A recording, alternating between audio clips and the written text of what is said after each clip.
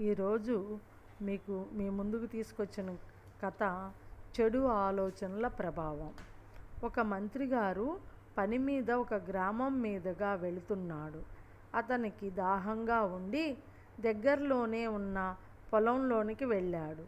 మంత్రి గారికి రైతు తన చెరుకు తోట నుండి తాజా చెరుకు రసంను తీసి ఇచ్చాడు. తీయని చెరుకు రసం తాగిన తరువాత మంత్రి గారి కళ్ళు చెరుకు తోటపై పడ్డాయి. ఏపుగా పెరిగిన ఈ పంట నుంచి అదనంగా ఎంత పన్ను వసూలు చేయవచ్చునో మనసులోనే లెక్కలు వేసుకున్నాడు మంత్రి. ఇంకొంచెం చెరుకు రసం తీసుకురమ్మన్నాడు మంత్రిగారు. ఈసారి తెచ్చి ఇచ్చిన చెరుకు రసం అంత తీయగా లేదు.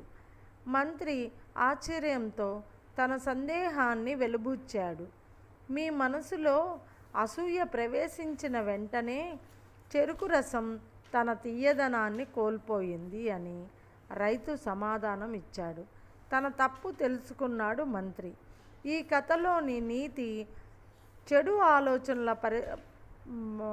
ఆలోచనలు పరిసరాలను కలుషితం చేస్తాయి. మనం ఎలా ఆలోచిస్తే మనకు అలానే కనిపిస్తూ ఉంటుంది కదండి.